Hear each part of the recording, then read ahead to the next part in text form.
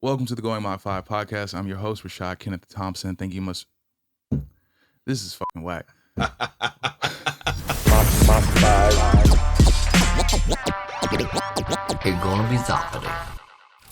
Welcome to the Going Mach 5 podcast. I'm your host, Rashad Kenneth Thompson. Thank you so much for joining me today. If you're new here, welcome. If we've met before, welcome back. Today, sitting across from me in the $14 million studio, is an Air Force vet, my homeboy from back whenever. Way back. In the interest of transparency, at this point, there have been I think 5 or 6 episodes posted. I don't know. Normally there's a piece of paper that's right in front of me and I have the rundown. There's no rundown because he's a return guest, but at the time of this recording, he's not a return guest because his first episode has not been posted yet. Right. Because I am a finicky bitch and I didn't have my shit together. But anyway, Corey, welcome back.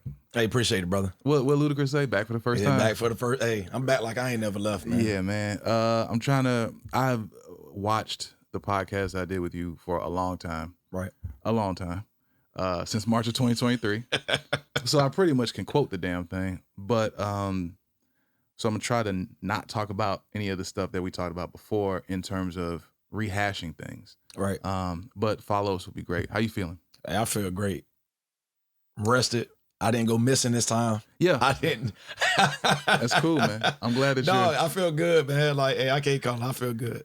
Like I said, I'm rested. I feel really good. I'm glad, man. I'm glad you're doing this again. Like I said, time is a very interesting thing because we recorded, as of this recording, it's not August 5th yet, and that's when that comes out. So if people are watching this, August 5th was his first episode, and we recorded that in March of 2023. And you can do math. A little over a year ago. Yep. It is now, at the time of this, July 2024. So a lot of things have changed in my life and in your life. We openly talked about, I don't know how YouTube feels about this. We openly talked about in that podcast, like, don't do steroids, like, don't. Oh, yeah. And literally, like, maybe a month later, I was shooting up testosterone. That's why my blood pressure's so high right now, man. I gotta go donate blood. My boy's on the Diana ball, man. No, I never did that. That boy's on that D ball. I still that D ball, my boy. I still never did that. I thought about it now. I thought about it. Like, he be out here like Brock Lesnar, man. I wish, man. It's a freaking nature. You seen his daughter? Yeah, she ugly as hell, just like him. Big. Well, just swole, bro. Well, I think Maya Lesnar is a very beautiful young lady. No, you don't, bro. Stop lying. She's a very beautiful young lady. And I also think that if you put me out there with her in a shot put, she would beat the shit out of me. Shit, you and everybody else, bro. She's strong. She's strong. She's a killer. She looked just like Brock, bro. Just like her dad, bro. Couldn't deny. Blonde eyebrows, like same face, like bro, same build. I bet. Like, I don't know her as a person, obviously, and you don't either. But well, I assume you don't. I don't know. Nah, you know everybody. So I don't know her, and I don't want to. No. I think I look at. Do you watch The Boys? Yeah, I watch The Boys. Okay, man. I look at Maya Lesnar the way that I would look at Homelander. Homelander, yeah. Like, I don't want to be in the same room with you. Yeah. Because in general, I'm just terrified of you. In general, right. But I will say, for her and her accomplishments right now, to be so young and to be setting the records that she's setting, like, that you have to applaud her for that. Hands down, like, she's going to the Olympics. Oh, without question. She's going to represent this country in the Olympics. She's going to go to the Olympics, like, hands down. She's probably one of the best collegiate athletes that's out there right now, and that's doing it all in multiple sports. So, like, coming from, the gene pool that she comes from, and her dad being a freak of nature, and him being a football player, and then turning pro wrestler and all of that, and UFC fighter and all of that. Like, so you got to think it's natural. Like, it's the inevitable. Innately, like, it's just because I think certain people are put on this earth to do certain things. Right. And when you got that gene pool and you got that bloodline, yeah, for sure, it wouldn't have mattered if Brock had a boy or a girl. It would not have mattered. Yeah, because the way the kids gonna do it, they'll dominate. Yeah, and she's gonna eventually have kids, and it's gonna be right. She got to marry a Viking. She needed, she got no choice. She got to marry either another Viking or she need to marry a black dude. Gotta be one of those.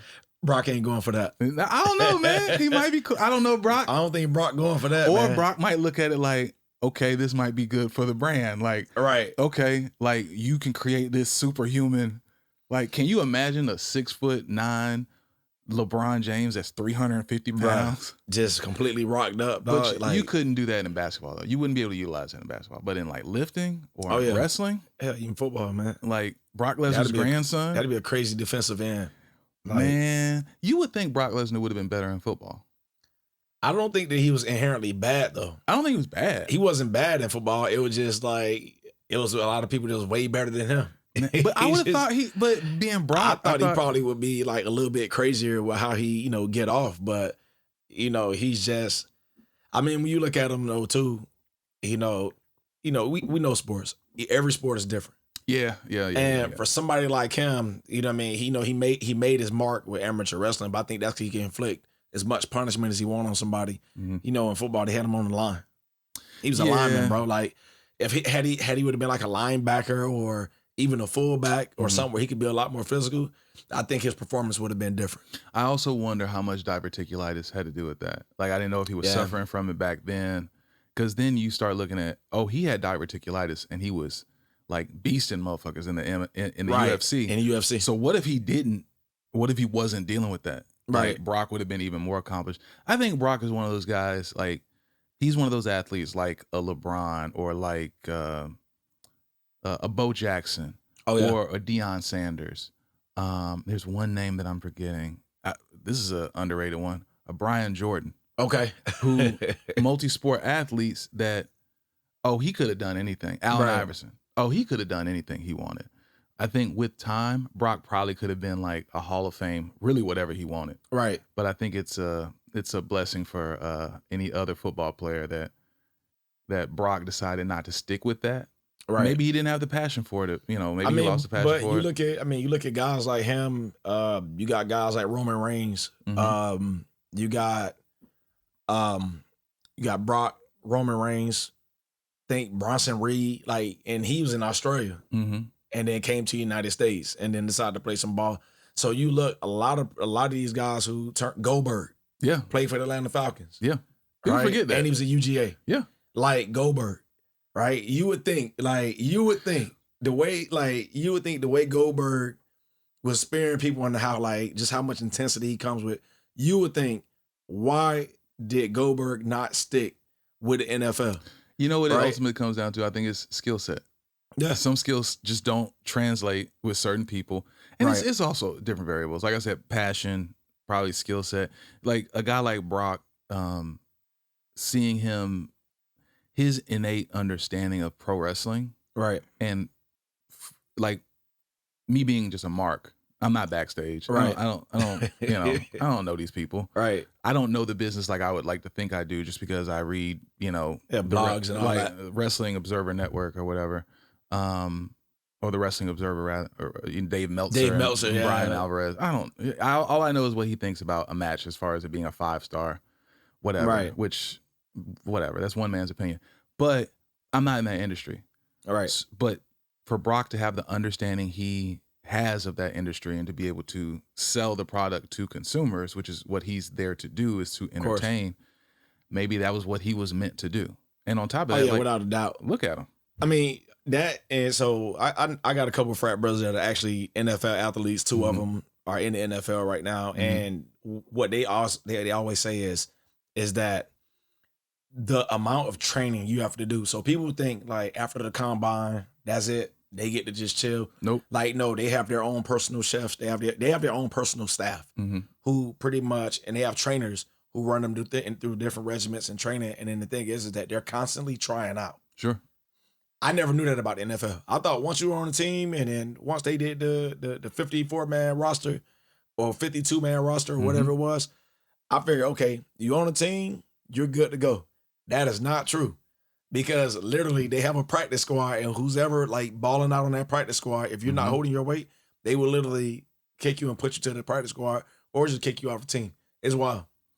They have to train and maybe Brock just didn't want to do that. Maybe, because you got to think, man, being a pro wrestler, you go to the gym when you feel like it. You eat what you want. You know what I mean? For the most part. I get what you're saying. Yeah, for the most part. Like the structure is just different. The structure's different. Like you don't have Triple H or Shawn Michaels or Vince or Tony Khan and none of those cats telling you what you can and can't eat. You know what I mean? Like, well, I don't know about that, because I'm gonna tell you, I think it's a lot more structured when the focus is more on the aesthetic. I would venture to say it's the opposite, because if it's, hey, you need to lose, like, look at a guy like Kevin Owens. When he joined WWE, he lost weight. Yeah, he did. Who else just lost weight? Braun Strowman lost weight. Braun Strowman lost some weight. Who else lost? Someone else, like, notably, other than Gunther. Gunther lost weight. Well, Sheamus came back. He had a little bit of. He gained a little bit. He gained a little bit. Hey. Then he ended up. Now he's shredded again. Well, of course, because, you know, like, I mean? When you know how to do it, you know you could do it. But there's someone else. D-ball, man, I'm trying to tell you. Someone else who lost. I ain't doing that.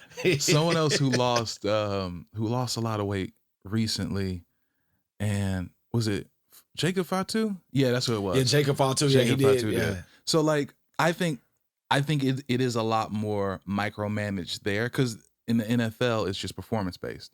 Like, yeah, we might have the Miami Heat, right? You know, it's my squad. Yeah, the Miami Heat have like the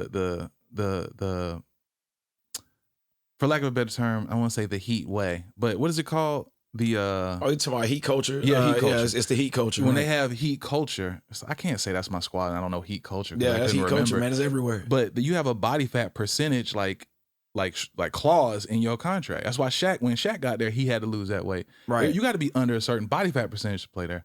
But there are certain places that have that. But I find it interesting when, like, professional wrestling, it's the aesthetic, it's the entertainment aspect of it. Obviously, you want to put on great matches. But then you have, in the NFL, I do think that people don't understand how structured everything is if you're taking it seriously. Right. Like, there is no offseason in the NFL. It doesn't exist. Nah, not at all. You got to have the right dietitian and nutritionist and, of course, trainer. And, that's why you got a guy like Michael Phelps who gets ranked the number one athlete either of all time or the last 100 years or whatever it was. And they ask him, how did you get that mentality? How do you think it's there? He said, one, I'm humbled to be recognized in that way. But then he says, when you swim, it's a lot of swimmers take Sunday off. He's like, you want a day to recover. He said, I never did. He said, because when you swim, if you take a day off, it'll take you 2 days to get back to where you were. So you're not back to normal until Tuesday or Wednesday.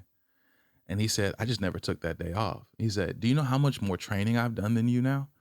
He said, and on top of that, I ate on a schedule exactly what I was supposed to eat every day for 6 years. I never missed a day. That's discipline, man. And he was like, and that's why I can say that about what I do. And if I recall, maybe I'm wrong, the most decorated Olympian in history. Yeah, only got like 100 medals, man. Like, they said they had a picture of him the other day. I seen it. He flexing. On ESPN, and bro had he had his medals laid out like he's Razor Ramon with the gold chains, bro. I was like, dang, all right, Phelps. Like, all gold. All gold. Man, I be forgetting that Razor is dead. Yeah, man. Rest in peace, Scott Hall, man. I bad guy. I forget that Razor's dead. Man, he was one of those guys that never won the title, that never needed to in hindsight. Right. But I would have liked for him to. I like for him to have a little run. Like, as a fan, because I like quality over quantity. Like, Roman will probably never win the title again, but he don't need to. I disagree with that. I think at some point they'll put it back on him. I don't know. Now, man. will the reign be as long? Probably not. I'm just trying to see where they're going with this whole having Solo dressed like a great value mob boss. And then when was the last time you watched it? Like literally like a couple weeks ago. I'm glad they cut his hair. And it needed to be done. Like he looked crazy with that mohawk. I'm like, damn, they going to go every Samoan to come to WWE got to have a mohawk. It didn't look intimidating to me. Right. It looked, when he started wearing the suit and he still had the mohawk, I was like, all right. And he was wearing the one glove. Yeah. He looked like Billy the Puppet from Jigsaw. Right. From the Saw movies. Yeah. And I was like, and I like Solo. So I wanted him to but now it's looking a little better. It's really interesting when you have, in professional wrestling, when you have the characters and you have the story that you're trying to tell. Right. And you might say, all right, okay, this literally just happened. Okay, it's looking like it's going to be Cody and Solo at SummerSlam, but they hadn't, hadn't recognized it or acknowledged it, for lack of a better term. Right. They hadn't acknowledged it yet. So then I said, I don't believe in Solo yet. So you got 3 weeks or 2 weeks to show me that this is going to be a match. But dude was out here, he was out here shadow boxing at ringside this past Friday. Like, what are you doing? Solo did that? Solo, yeah. They had a clip of him. I seen it on Instagram. Oh my God. And he's standing there like T.I. Is it lame the way you saying it, man? Is it really as lame as the way you saying it? That shit's horrible, bro. Like, you gotta watch it. It's like he literally looking at the crowd and he's like shadow boxing. I'm like, bro, what are you doing? Like, it's not intimidating at all. I don't know. Like, I don't like, because it was on Instagram, so it was one of the reels. So I don't know. And then the person said, Solo just out here doing anything. Like, this person is supposed to beat Cody. Like, stop it. Me personally, I just don't. I think that they should have struck, if they were going to go with this angle, they should have struck while the iron was hot when the Usos initially set it up. And I understand the long-term storytelling that Triple H like to do. Triple H loves it. The long-term storytelling is actually really, really good because everything eventually comes full circle. But my issue is that you wait after WrestleMania, and I know you needed Roman to lose or whatever, but realistically, when Jay pinned him, that should have been like the nexus to where Solo should have been like, hey, yo, like, you can't even beat my big brother, like, and now I got to go handle him. Now I'm taking over now. Like, but then again, I understand Mania and like how all of that worked out, and they had to, pull a couple of audibles and they had to adjust. I was there. Yo, it was super lit. Hold on, you were at Mania? I was at Mania, bro. With night 1 or 2? Both. Get the fuck and out a of couple here. days and a couple days before that, I went to SmackDown, the Hall of Fame, all of that. Damn, man, I didn't know you was rich. Yeah. Shit. Let me hold some. I got you, man. What you need? I'm not rich, but it was a good time.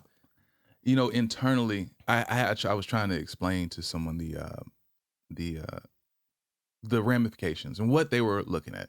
Right. And they love Marvel movies. And I said, internally, they look at WrestleMania 39. They were calling it Infinity War. Right. And they said 40 is going to be Endgame. So when people were saying it outside, like, oh, it's Endgame. Right. I was like, you remember how dope Endgame was? She was like, yeah. I was like, that's what it felt like. Oh, yeah. Like, you knew several things had to happen. Now, I want to tell you something. I heard reports, I don't know how true this is. Right. When Taker showed up, that was supposed to be Austin. But they wasn't trying to cut that check. Yeah, I heard they couldn't come to terms. Yeah, they couldn't come to terms on the contract. I don't know what Austin won. Let me tell you something. Do you know that if the glass had broke at that moment, that roof would have flew off that place? Oh, yeah. And bruh, it would have been insane. It would have been I was nuts, waiting bruh. for it. When Taker, when the gong went off, the crowd went nuts. Like, so literally sitting right behind me. I can show you the video once we done recording.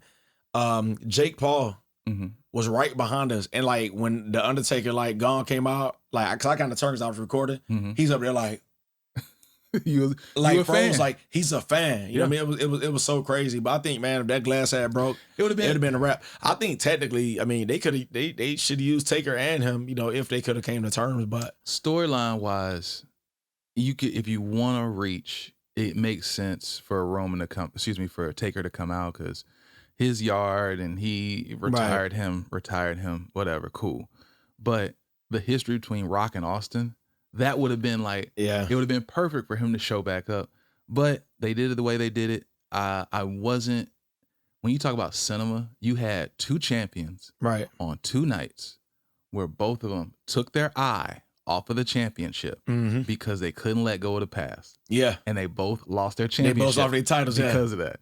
And I was like, the storytelling is perfect. Yeah. When you had, I get when, and Dean actually said this. He was like, I'm really happy that y'all thought I was coming out. I thought he was coming. Yeah. Let me tell you. He's like, I'm really happy. When I heard the Sierra Hotel, India, hey, we were looking around like everybody's looking like we checking the stairwell. And I'm like, bro, for Ambrose, I said Mox, because Tony Khan's good with like cross-utilizing talent and stuff like that. So I'm thinking like, oh yeah, I'm like, this is about to be the forbidden door. Mox is about to come back. And then when it was just Seth, like in the Shield get up, I said, okay, fair enough, but he got Superman punch like right away. He didn't even get a chance to do the nothing. Camera work. They do really great, especially after old boy left. Dunn. What's the guy's name? God, why can I not? I want to say Ryan Dunn. It's not Ryan Dunn. Rest in peace. It's not him. It's you talking about a producer? Yeah. Not Michael Dunn. What's his name? I don't. I know. Yeah, I know you're talking about. I know. Was it Kevin Dunn? No, I don't know what his last name is. I think it is Kevin Dunn. It's Kevin Dunn. I think it's Kevin Dunn. And I don't know if he had left at this point. I think he did. But that was the only thing that was a misstep on telling the story, because what you were there, and I've seen videos of what happened. Seth gets in the ring with the chair, but Roman, like hearing that song is a dog whistle to him. Right. So he runs in the ring and gets smacked. He smacks Seth. But see, people think, oh, well, Seth didn't do anything. That makes him look corny. Right. But you don't realize it's a setup for Roman to have the choice between keeping his eye on the ball and the championship or not letting go of the past. Right. And what I love is that when you talk about complex storytelling, Seth was wrong to do what he did to Roman.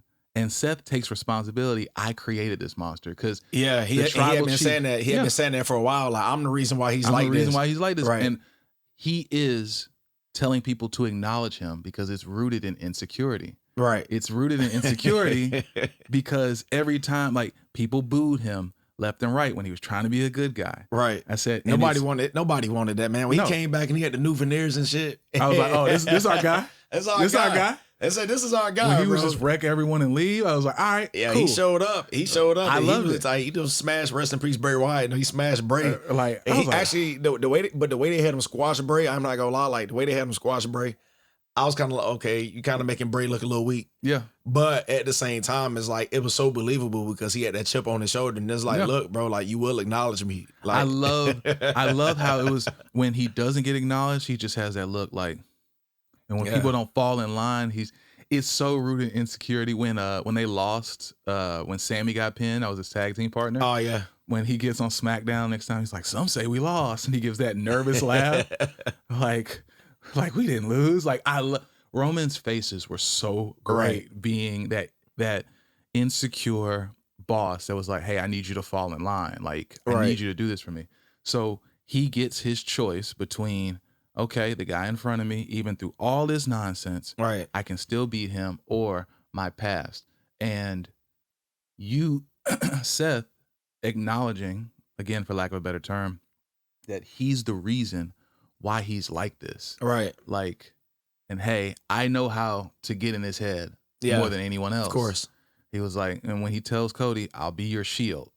And then when that comes back around, and Roman, and here's the thing, Roman never did his family wrong. Never one time. Seth turned on him.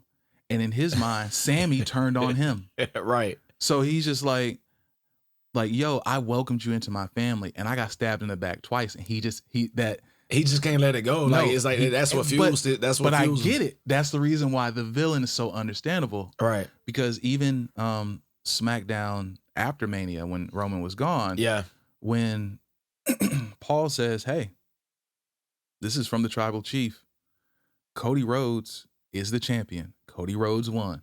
Like, he gets the perks. That's what happens.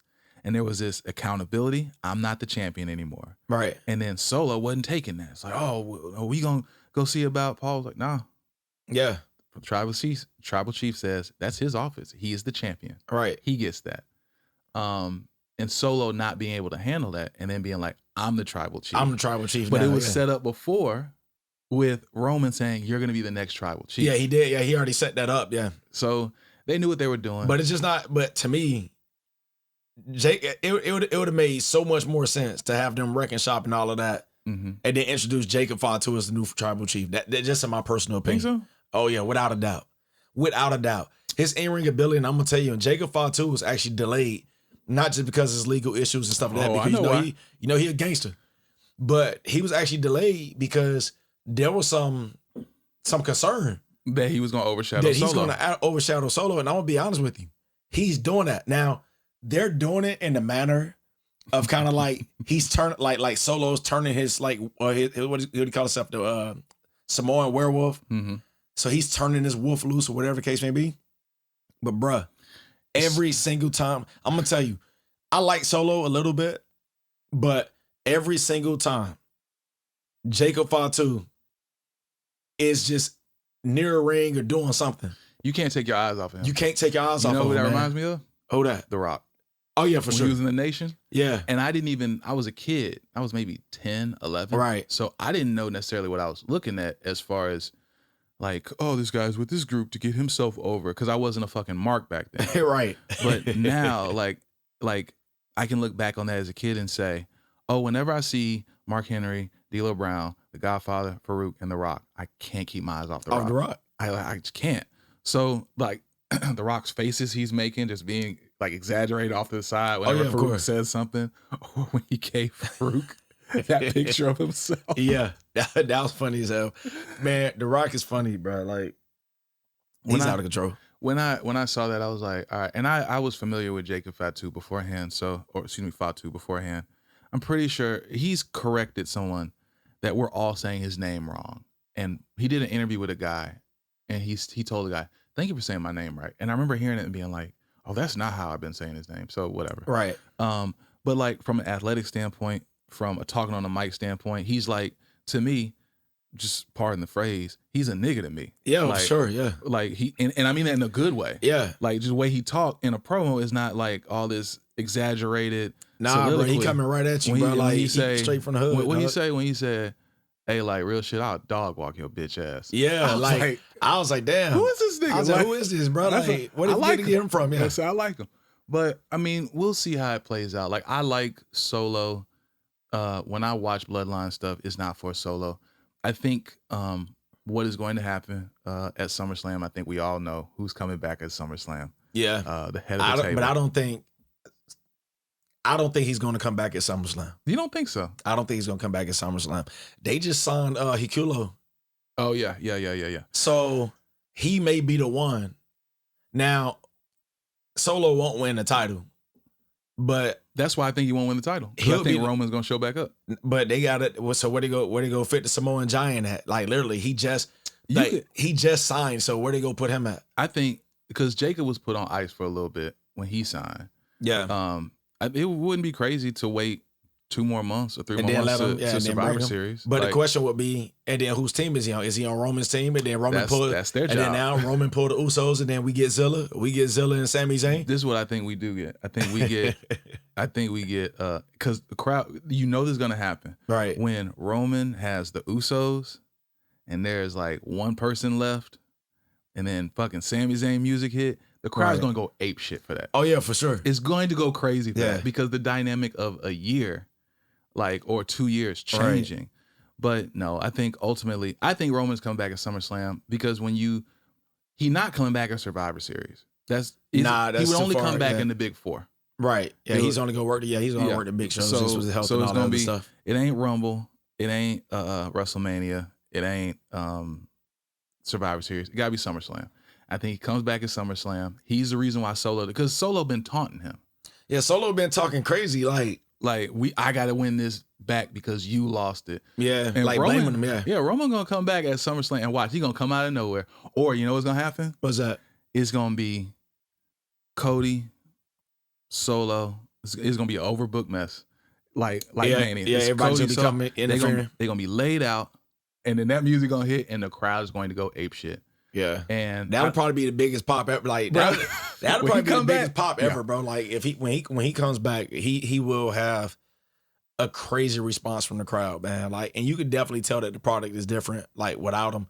And people could say what they want to say. Oh, he was part-time or he wasn't here all the time. Mm-hmm. But for me, I think that's what worked for his character. Of course. When you got your champ and they showing up every single week, at what point, you know what I mean? What Burma said, it's like missionary. It's the same thing over and over again. He was so in and out of character because he was so good. Like, did you see when he kicked that woman out of the press conference? Oh, yeah. It's fucking great. He said you with the glasses. He said, use your feet. He said, use your feet. He said, get out of here. But the next question, somebody asked him about his leukemia. Mm-hmm. And it's like he just switched, like out of character, like, yo, I got to take the medicine for the rest of my life. That's just part of my struggle now. Right. Yeah, he's going to be back. He's a great athlete, but apparently he's not as great of an athlete as you are because you're a para-athlete? A para-athlete, man. I do para-athletics for the Air Force. Now, explain to anyone who's ignorant, who doesn't know the difference between that and, let's say, someone who's in a wheelchair permanently. All right. So you actually got like fun fact, I compete against people who are permanently disabled. Right? And I know it's gonna sound crazy. You're like, damn, bro, you got the edge. I don't really have the edge though. That doesn't seem fair. But it is. So one of the sports I do is powerlifting. When we do it, our legs have to be strapped. Okay. There's no leg drive. Okay. It's all upper body. Okay. If you're in a wheelchair 24/7 and I'm ambulatory and I can move around and I can walk, you're going to be way stronger than me. No, I get it. Even in the wheelchair sports, wheelchair basketball, wheelchair rugby, all of that, right? So I'm somebody that's considered to have invisible wounds because invisible wounds because I had a TBI, but I actually have a brain injury called axonal sharing. TBI. Traumatic brain injury. Okay. And then I have axonal sharing, which is nerve and fiber breakage, and that was on the left side of my brain. Mm-hmm. So in 2023, when we recorded, I was kind of in the midst like of my rehab and doing all my stuff. Like I had already went through like a bunch of speech therapy and the brain fitness clinic and dealing with all these different doctors and all this stuff. And now I got to see with doctors, coaches, trainers. All the Air Force provides it, whatever I need. Right, I'm still active. I'm at 20. Right. You had 20 years. 20 years. Okay. Moving to Germany in December, so I'll do my final 4. That'll be my farewell tour, like legitimately, and then I'm going to retire. And so with all of that, as long as I'm active, I kind of have the capability of going and competing in these different events, like the DoD Warrior Games. I don't know if you ever heard of the Invictus Games. I have. So my plan right now is to go back to Air Force trials because I came up short last year. Despite I medaled 3 out of 5 of the sports that I did, and that was cool. But the problem was being fresh off of a groin surgery, running track, doing powerlifting, wheelchair rugby, wheelchair basketball, and then cycling. It was tough. There was no way I was going to completely like be healed and ready for the Warrior Games in April. So was April? No, not April. Excuse me, June. There was no way that I was going to be ready for the Warrior Games. So now that's why I've been training so hard. I do Pilates, I do plyometrics. I got a whole strength training plan, a cycling plan, a track plan. Like I work so everything I'm doing now, and my coach's advice to me was, we just want you to work on endurance and your strength. Don't worry about anything functional because you're a natural athlete. You straight up. They said, don't worry about anything else. It's like your first time even going out playing wheelchair basketball. We would have thought that you probably was like a dog on the court. Like with both of them. I'm like, I suck at basketball. I remember that time Thomas tried to have me play soccer, bro. Like, cause at the school we didn't have enough people to play soccer. So I went out there and played soccer, and I did all right. But that shit just wasn't for me. Like it was too much running. I'm like, Thomas tried to have me play soccer. Yeah, he did. And you actually did it? Yeah, he did. Yeah. Okay. He said, bro, we don't have enough people. We were in the 11th grade, bro. He said, we don't have enough people. I just need your help. You got fucking Thomas is fucking Pele light. Like fucking trying to get you out there to, hey man, it's easy. Yeah, it's easy for you, motherfucker, because you a pro. He said you don't like to run that much. So he put me in center mid, so that was cool. So that's the position I played. And it was all right because I only had to worry about half of the field. I didn't have to worry about running the full length of the field. Did Thomas, in his cool, calm demeanor, did he tell you at any point that you were shit and that you needed to work on some stuff? Honestly, you know what he told me? What was that? He said, for somebody who's never played this before, he said, you're really not that bad. Like that, and I was like, not that bad. I said, bro, I suck, whatever. I said, I'm probably a better goalkeeper. I can use my hands. I can catch. I played DB. I played wide receiver. Like, I can do that. He's like, yeah, but that's not where I need you. I need you right here. Oh, okay. I love it. I love it. This is where Thomas, this is where you need me at.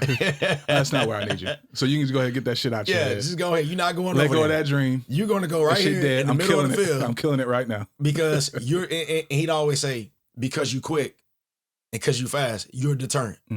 And that's what we need. But it was a bunch of us, man. Like, man, I don't know who class we was in. He's like, hey, man, can you just do this for me? Because if we don't, we're not going to have a team and this and that. I might have played all of 2 or 3 games and that was it, man. I quit. Like, I quit that shit. I ain't got time for no soccer, man. You want to stay for Thomas, man? nah, bro. Hey, Thomas is a good guy, Thomas literally took the team and just put the team together. Like, none of us had ever played. Oh, it's the Bad News Bears. It was a bunch of random ass people. This is the Bad News Bears. We gotta get him on here so he can talk about that shit. I'm trying to. Yo, like I sent him the onboarding thing. Yeah. Thomas, I was like, hey, did I send you the onboarding thing? I was like, no, matter of fact, let me just send it to you right now. I ain't heard from him. So Thomas, man. Come on, man. Hey, come on, my boy. Come on, dog. Yeah, come talk to us. Stop playing. but nah, so like, like I said, so my aim is next year to go compete in the DoD Warrior Games. I believe it's going to be in San Diego next year. It was just in Orlando. this year, but next year is going to go to San Diego. Because they have the worldwide ESPN like part 2 over there. So we'll be in this televised. It's on ESPN. It's on Hulu. It's on like all that stuff is on TV, right? And so after that, I think I'll train a little bit more. You gotta think, man, I'm 38. I'm competing against cats like in their 20s and stuff like that. And although I'm a patient with invisible wounds via, TBI or traumatic brain injury, having PTSD, and anxiety and depression, although all those things qualify me to be a person with invisible wounds, there are other athletes that I compete against who literally only have anxiety, but they're completely able-bodied. That's interesting. So in a way, it's kind of like, all right, man, like we need some age brackets or something, because I could go out and go run 100 meters, right? And the last time I clocked that, I clocked about, I don't know, like 12:07, which for an old man like me, it's really not bad. You know what I mean? Old. It's really not bad for 38. Yeah, for an old guy like me, that's not bad. All right. And so like, you got Jordan Jones, man. Shout out to Jordan. That's my dog, man. Dude is a freak. On his first attempt, he put up 295 on his first attempt. And he's only 170 pounds. So like, you got to think this kid is a freak. And then like, he's super fast. So somebody like him, or my boy Jamar, like Jamar is extremely fast. Even Puerto Rican cat, he runs like the Flash. It's crazy. There's no way, even though I'm still kind of fast, I'm not as fast as I used to be. I used to be way faster. But there's no way I'm keeping up with them. There's no way. Well, I got one way. Oh shit. A little. I mean, none of our stuff's tested, but all right. But the Air Force might drop me. Have a problem with that. Air Force, hey, my boy, like you were close to retirement. I feel like that's hypocrisy on their end, because y'all the guinea pigs for everything that they put out there. Oh, of course. But it's like, hey man, we want to put this needle in you. What is that? Anyway, it's a beautiful day outside, isn't it? Like, yeah, that's exactly for everything how under the sun, and then it's just like, okay, well, look, man, I'm getting ready to do some tests and maybe some DECA. You're gonna do what? We didn't tell you to do that. No, we don't co-sign that. Oh, right. But you co-sign this mystery shit that you told me to take. You told me, go and take this real quick. I mean, I get it. I so it's just, it's wild work, but all in all, lots of fun. Like, not tell people, like, so I had to find something new, kind of like to redirect, like my energy and my time and like what my attention was going to, because for the longest time, I felt like, all right, what am I doing? Like, what's my purpose? Obviously, I know I help a lot of people, but sure, that goes without saying. But it's kind of like we talked. It's like I've kind of done it all. Like I've been a barber, I'm a DJ, I've been a bartender. You've done the thing. You know what I mean? I coach football, I've coached baseball, I've coached basketball on several levels. Pop Warner, middle school, high school, I've done it. So it's like, what do you? I don't think there's, by and large, I think there's a large contingency of people who, and I've said this before, and maybe I've said it on the podcast, I don't know, I talk a lot, but there's a large contingency of people who don't want to do the thing.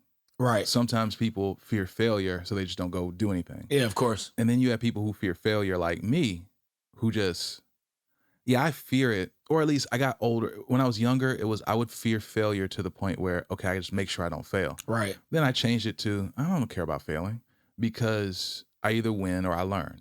And that sounds cliche, right, but there's a reason why I feel that way. And we talked before about, of course, just doing the thing. I've always believed in just, I'm interested in this. This is a possible hobby I could have, or a possible passion I could have. I want to just do it. Whether it be competitive powerlifting, or whether it be, hey, The Walking Dead. And I never finished that story, and I'm going to.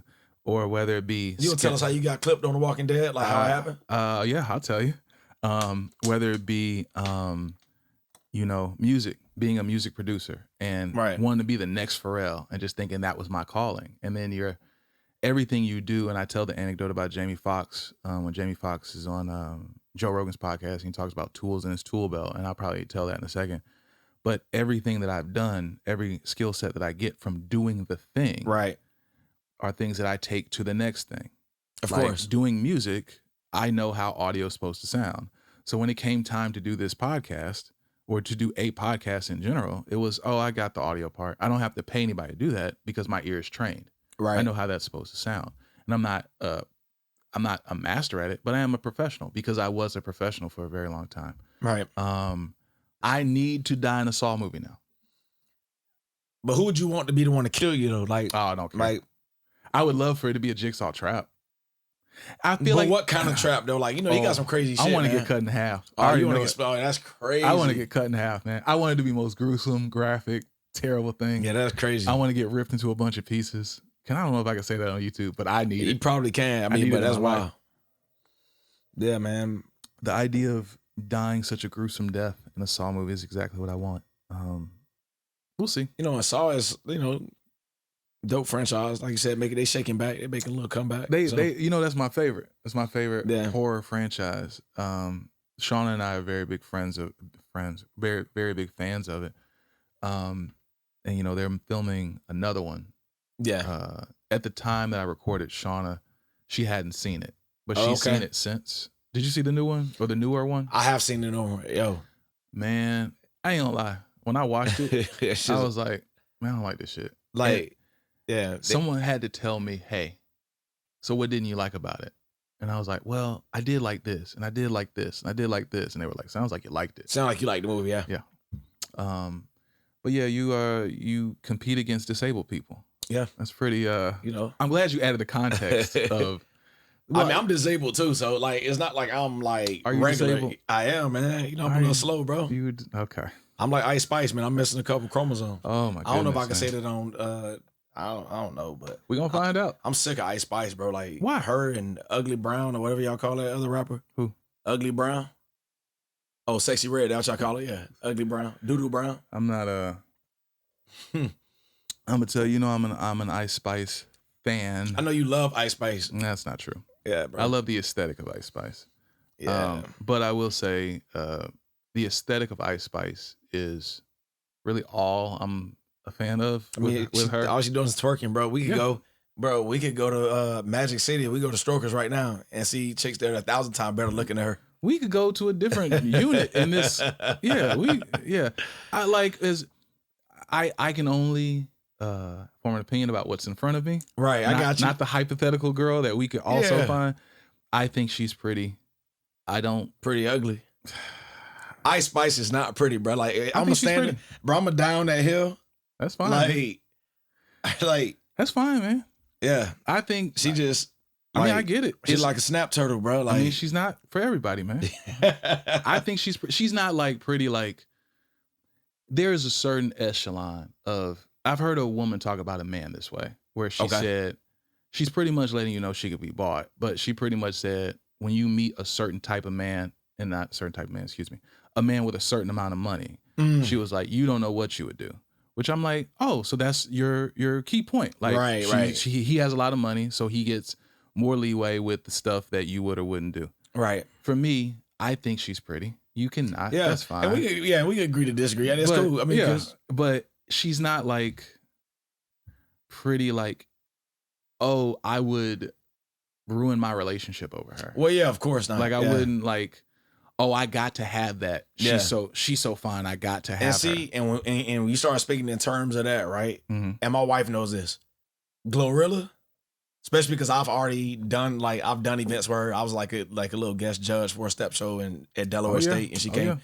And I'm gonna tell you, man, I love me some Glorilla. People are like, oh man, like no, she look like Sid. I don't care what she look like. I think Glorilla is cute. She's cool. Cute, bro. I think the antics make her unattractive to me. Really, like the DUI made her very unattractive. I mean, the DUI was definitely kind of like OD, like, and also she was wilding. When and maybe I'll take this out, I don't know, but when they asked her about her either having a kid or using contraception or something, and she said, "Oh, y'all know I stay in the clinic." No. She said, she said, I stay at the chop shop. That was what she said. Yo, that's so crazy. I said it better. Yeah. Oh, yeah. You said way better than her, but she definitely said she'd take him to the chop shop. Yeah, that's crazy. She'd get him up out of there, bro. Like, I'm not judging her right to choose. I'm not judging that. I do believe a woman should have the right to choose. Right. But the idea of it being used as a form of birth control is just wild. It's not good, yeah. And it's not good for the body either, man. Like, no. It's not good at all. I had a young lady you might have met before who was who I knew in high school, and she had gotten assaulted. That's the word I'll use. And she got pregnant because of it. and she terminated the pregnancy. Right. But because of that, the way it was done or what happened, she can't carry a child anymore. Right. She can't have any kids. Like, so that really messed her up for a while. But yeah, I mean, if we're looking just at the aesthetics, not the antics, not the twerking of Ice Spice and the music that I don't listen to. Yeah. And honestly, if I'm keeping it real, Glorilla and the antics, and outside of the Chop Shop, I think they're both pretty. They're not like pretty like. How about this? If Ice Spice was in this neighborhood right now, right, and said, like, "Hey, if you want to come meet me, like, you can come meet me." Wouldn't he waste my time? I bro? wouldn't go outside and do it. Yeah, I wouldn't waste my time. You know why? Because I'm recording right now. I have to be free. What Dave Chappelle say about that little boy when he said, "Man, he's 6 years old. He don't remember Thriller." Right. He said, this is back when MJ was still alive. He was like, "Yo, I know, I remember Thriller. And I only kind of want to meet him." He said, "I ain't breaking plans. I got to be free." Right. And the same with Glorilla. If Glorilla was here and I had a chance to meet her. Nah, if Glow was here, I'll drop whatever I'm doing, bro. Hey, Rashad, hey, we got to wrap this podcast up. But why? Glow out there. What is it about her that that makes makes it you all say, for Glow, man? I love me some Glow. Hey, man. I'm going to tell you, man. Do you know who Demetria Obalor is? I sure do. So. I absolutely do. I literally should pull a tweet up and have you zoom in on it. So she, because obviously, you know, I'm like this avid tweeter. I'm like probably like the wildest person you ever seen on Twitter. Sure. Or X or whatever they calling it these days. It's Twitter. And I get a nice little check. Appreciate you, Elon. I get a nice little check. If he knew it was you, he wouldn't cut that check. But check this. One day Demetria posted something and I said, "I just love me some Demetria." And she retweeted it with a heart. She's like, "I love you too." And boy, I almost like lost it because I hadn't gotten that much traction since when John Cena started following me, which I thought that was kind of dope. Yeah. Because Cena started following me. Yeah. But when Janelle Monáe was liking and retweeting all my tweets after I went to her concert, and I had like a video of me with Janelle behind me, and I was like, "Hey everybody, Janelle with the big dog now." Mm-hmm. And I posted it on Twitter, and she retweeted it and then put the hearts and stuff on there. And I got screenshots of this stuff, so I was like, "Yo, this is kind of crazy, right?" And then obviously, you know, John Cena followed me, Nicole Larry Parker follows me and shit like that. But I don't like. I was just in Miami with Adrian James, you know, not too long ago, and people trying to figure out, bro, how do you be meeting like all these celebrities? Like what? Like, but the thing is, I'm everywhere. You know what I mean? It's like when I was in Dallas with Shaq, we was just cooling it, bro. Like we just chill. I think when smoke the hookah and just relax. When you have a certain level of personality, and you know what it is? You're not a fucking weirdo. Yeah, that's true too. Yeah, people can peep that. People can peep when you're really fucking weird. Like I'm not as connected as you are. Yeah, well, I just be coming across them. But okay, all right. Don't pop your shit and then reel it back in now. But like it's just, bro, just people are people. Right. Like just don't be weird about it. And I don't care who they are, bro. I don't care what type of fame they got. None of that. No. Like I think women have a sixth sense for that too. And I can't even and truthfully, it's like even when I met Bianca Belair, like, gosh, she's so fucking fine. She's fine as hell, bro. She's so I met fine. her, Taz, and Dawkins. Let me tell you something, man. Yeah. Glorilla, Ice Spice, we gon' yeah, they could go. But Bianca and Jade Cargill, bro. Oh my God. They like, so fine. Jade could gorilla press me right now, bro. Like she do whatever she want to do to me. I'll pay Jade. I don't pay for none of that. I'll pay for her to put me in the headlock, like something. And I'll sound like a creep right now. I don't care. Jade can do whatever she wants to me. She's so damn fine. I like Jade, man. Shout out to the AKAs, man. Shout out to Kamala Harris. She AKA as well. You got your vote ready? Yeah, man. You know what time it is. You know, I got a photo with Kamala Harris, and I was telling a joke. That's true. And she's like laughing, and she's like legit like laughing at me as I'm talking. And I don't know if I might have said this on last podcast or not. I don't know if I said this, and I don't think I ever even like said this publicly. But we standing there, and she walk up. She, "Oh, I'm just so glad to see the Warriors," and blah blah blah, and all of this. And I said, "Ma'am," I said, "Madam VP," and she was like, "Yeah." I was like, "You the K's, right?" I said, "You AK, right?" She's like, "Yeah, of course." I said, "So can I like take a picture, you know, and throw the hooks up? Can I do that?" Because, you know, in politics, a lot of them, they stay clear of that. Sure. So she's like, yeah, that's fine. So she's like on this side of me, because it was this arm. And like, she's leaning into me and I could just like, bro, I could like smell her perfume. Sure. And so I turned to her after the photo. I said, "Thank you so much." I was like, "Man, I can't wait to tell everybody I was next to Madam VP. You smell like money, milk, and honey."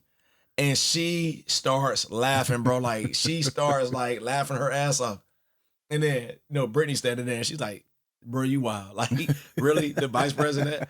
But, money, milk, and honey. But yeah, man, money, milk, and honey. But yeah, Jade Cargill is one of her sorority sisters, and Jade Cargill is fine as shit, bro. Is Bianca Greek? Nah, she's not. She's not? That's surprising. Yeah, she's not. That which is very surprising. If she was, I'd paint her to be a Delta. Yeah, if she was, Bianca would be a Delta. Yeah, if she was Greek, she'd definitely be a Delta. Like, I actually would have thought Jay would be a Delta if I didn't know nothing about her. Well, you know why it is, because she's not light skinned. Yeah. If she was light skinned, yeah, AK. But Jade Cargill probably don't answer text messages either. You know, the AKs do not text back, bro. No, they don't.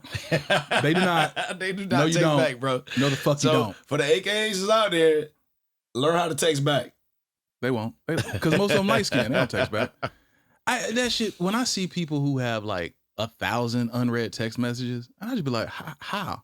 My OCD would get me, first of all. I just cleared mine last night. I went in and hit read all on mine last night. How many did you have? Legitimately 546. Not terrible. How does that? That's terrible. That's not terrible. 546 unread text messages. It depends on my social media, bro. My battery, like, it depends. And then, like, my family, like, so I'm in like 2 different family group chats every single day. They're posting stuff in there. So half the time, that's the majority of it. So that's like 200 of it. Okay. Well, the other 250 or whatever it is, or close to 300 it is, it just be random, like not random, you know, people, either coworkers or other stuff like that, or people I just don't feel like talking to. But if a person text, this is what I tell everybody: if a person texts me and I answer you back, that means that, you know, I kind of fuck with you for real, because I'm responding back to you. I don't, man. Like, people will text me, or sometimes I'll forget, and I charge to my head injury. Sometimes I'll legitimately forget. I'll be like mid-message, like writing them back. Yeah, I've done that. And then somebody will say something or do something, I'll get distracted. Yeah, and I'll sit the phone down. See, the difference between me and you is the notification would drive me crazy. Having that bubble of 500 something, like, unread, now I tell you what it does have. It happens with my email all the time. Right. Like, matter of fact, look. So your email probably booming, bro. Let's see. Let me take it off Do Not Disturb. Cause my emails are up there, bro. 603. I got 603 unread emails. Now, most of it is just confirmation of stuff that I've done. Right. You know, things of that nature. But, like, outside of that, the idea of those text messages, even if I don't reply, because I'm very direct, I'm very terse. Right. So I like to let you know that I didn't reply.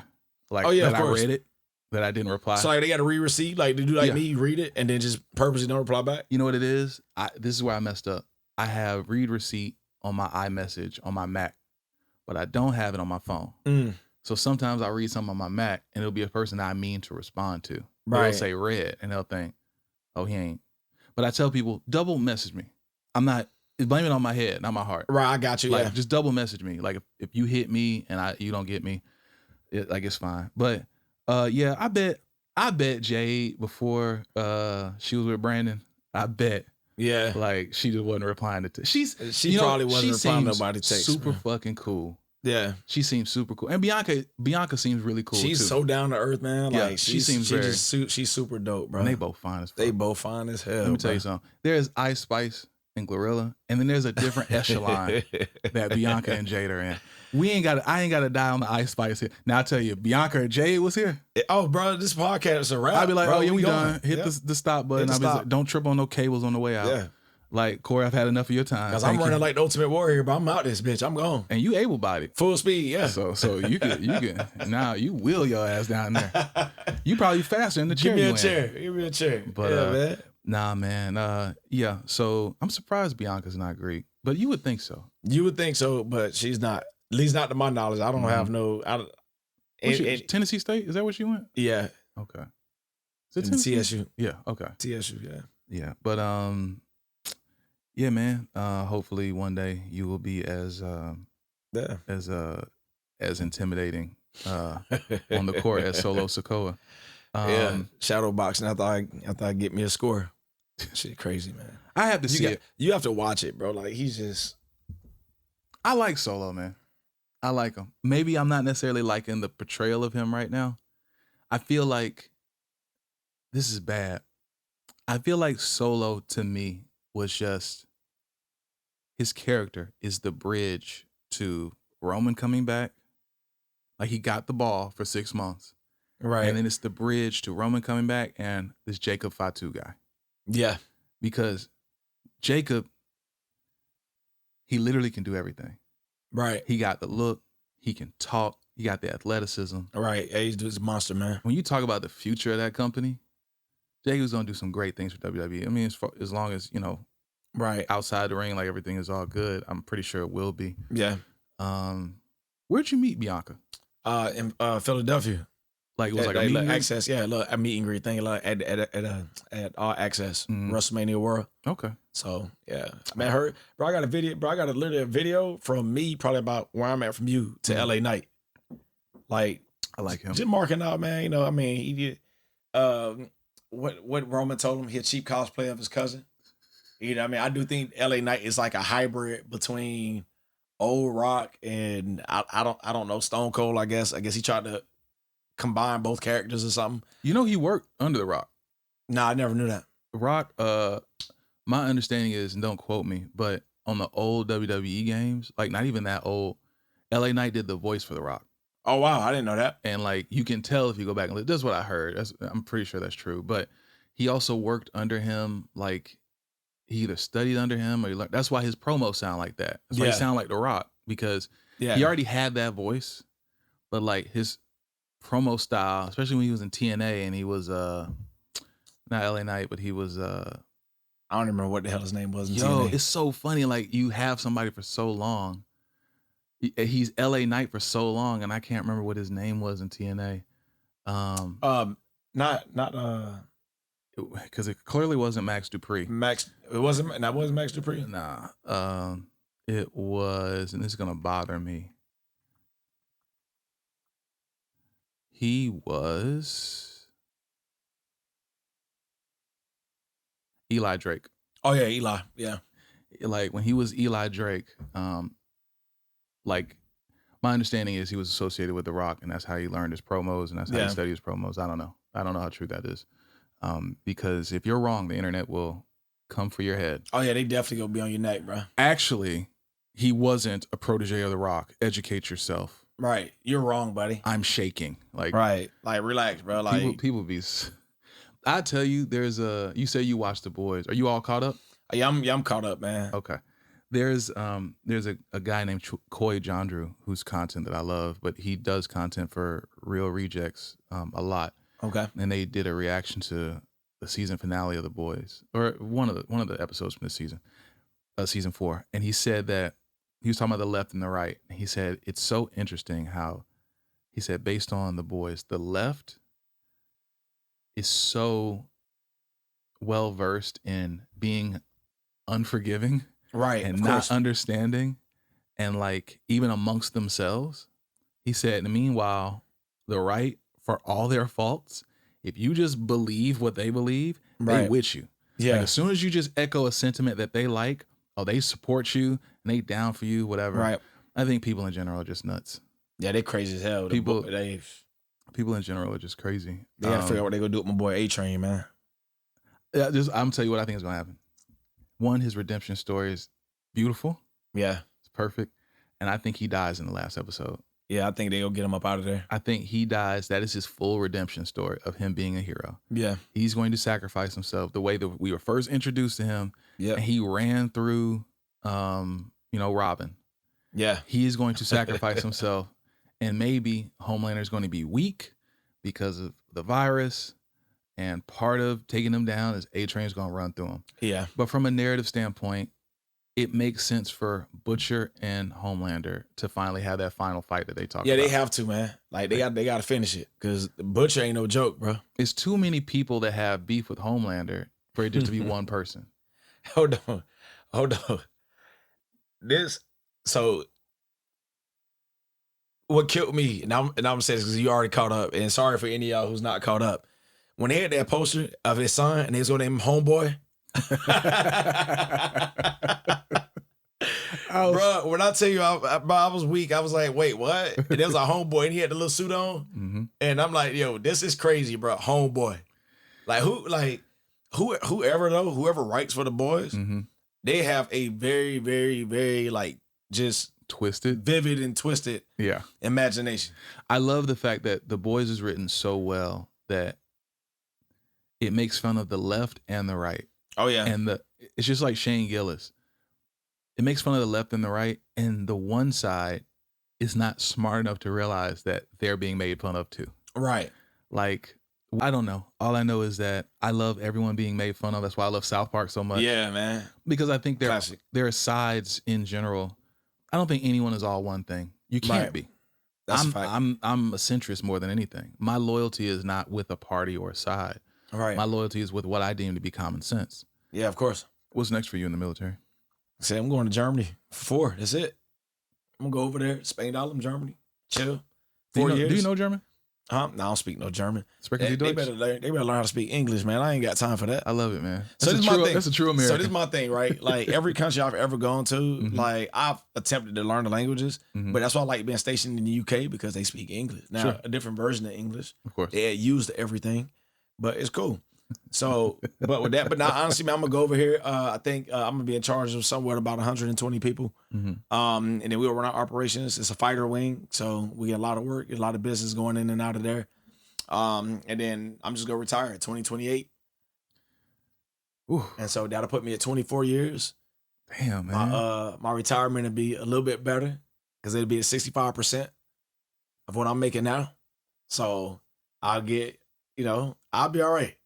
Man, I'll be able to wake up. I'll legit be able to wake up every morning and not have to go to another job if I don't want to. Like legitimately say, all right, I'm not going to work. Yeah, I tell you, that's the goal. Yeah. And it's also a goal when you're like for this, I say this is the love letter to my father. Right. But honestly, I think those are the things that end up being the most successful. Right. Because I have a job and I work for a company and I'm at the highest position you can have at that company. Right. And still be union. Yeah. And I do very well. And I'm very thankful, but I've also made investments outside of that. Right, of course. I use that to fund all this. So when you start talking about this is just the thing that I like to do with people that I like, and in some cases people that I love, right? It's like it's not like I'm not living or dying by it, but that's what makes it the most rewarding. Right. And of course. When it becomes successful, who knows, in 5, 6, 7 years, maybe in 1 year, I don't know, Spotify could come around and say, hey man, we need that. We want to give you $30 million. And I'm going to say, go on. Yeah. You know Sign what I mean? me up. Yeah. Sign me up. But it's just all about, if you ever seen The Gambler, I talk about all the time, it's fuck you money. Of course, I want fuck you money. It's, hey Rashad, we need you to come in next week on Saturday. Fuck you. Yep, I'm not doing it. Nope. Hey, we need you to work a double. Fuck you. Nope. Like, and honestly, I don't have a job, thankfully, that would be a thing. Right. Necessarily. But you just get in a good space and that's what you go for. And I'm happy that you're in that space. Oh yeah, man. And I'm happy that I know you're excited. I'm ready, bro. Like I was ready to retire this year and then they stuck a stripe on me and I was like, damn, I'm a master sergeant. I'm like, whoa. A lot of responsibility comes with, being a master sergeant. So I'm like, do I really want to do this? Give us 24 months because you need it for your high 3. Okay, cool. And then right as I start looking and saying, all right, I'm gonna start planning retirement and stuff like that, boom, assignment to Germany drops. Oh, we need another 23 months off of you. So, all right, well, that's the case. Put it at 24. Y'all can have put me out at 24 years. I'm good. So, yeah, man, it's a blessing. It's a gift from the curse. I mean, hell, I still look young. I had a do-rag on today. Because shout out to Eric. Eric, I hope you watching this too, man, because you told me you was going to call me back to squeeze me in for a lineup. You didn't do that. So I got this do-rag on because my shit was looking like Marcus Berry. Looking like the little matted fro Marcus got. Marcus, I think your fro is very great, man. We like your fro, Marcus. I remember Marcus used to bang the widow's peak. You remember that? I'm not gonna bring that up here. Marcus, my dog. You remember that bands widow's peak? Bands used to wear the widow's peak. He never got his shit lined up, man. I remember when he cut it one time. The widow's peak. Yeah, he cut it, and it was obvious that he cut it. And people, I think it was Dre. Dre was like, oh, he tried to cut it off because he didn't fully cut it off, so it was still kind of there. Like they made fun of it, but man, kids are hell. Yeah, man. Like cruel. I would never. Some of us continue being cruel, like you. I mean, and they get you up off Twitter for a year. Hey, bro, they got me up out of there, bro. They say, hey, you gotta go, but I came back like I never left, man. You were problematic, man. I came back. Hey, they Elon, keep cutting the checks, bro. Keep cutting it. Corey, been a privilege, buddy. Thank you, brother. Thank you, brother. Appreciate it. Normally there's an outro. I don't know if I'm gonna do an outro, but as I always say, thank you for coming and keep going. Appreciate it, my boy. I'll be back again. Going Mach 5, tune in every time. Catch the vibe, I'm going Mach.